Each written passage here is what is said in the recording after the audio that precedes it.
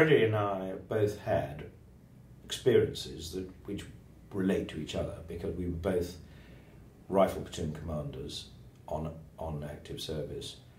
And the last job that Freddie had in Afghanistan, which he's just finished in Germany, was operations officer for his battalion. I did operations officer for the preceding battalion in Germany and Belize.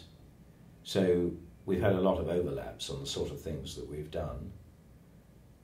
And when I went to do a battlefield tour for his battalion relating to my father's service in Germany, Freddie had been what was then called the Heritage Member, what my day was called the Silver Member, which I was, and he showed me around all the silver and the paintings and the artifacts within the mess, and it was extremely familiar and similar, and it felt very much like being in Germany in Osnabrück that I had been, only they were in Fallingbostel, but the feel, the look and feel was very similar.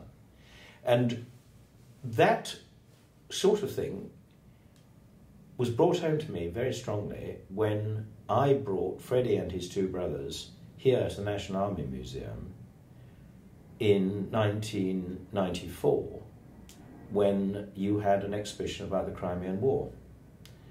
And my parents were celebrating their 50th wedding anniversary. And when we walked into the exhibit here, and there were audio-visual displays of officers or actors dressed as officers from the Crimea, the very first one we touched was my great-grandfather talking to us from the Crimea. And it was a very moving moment. And there's William Cameron, General Sir William Cameron. And it reminded me that his army was completely different from his father's experience, but it was also very much the same. And that his son's army was very different and had different weapons, but it was also very much the same. And so on down the generations. It does feel very extraordinary that my grandfather fought with a sword in a battle just over 100 years ago. And he was still around when the atomic bombs went off.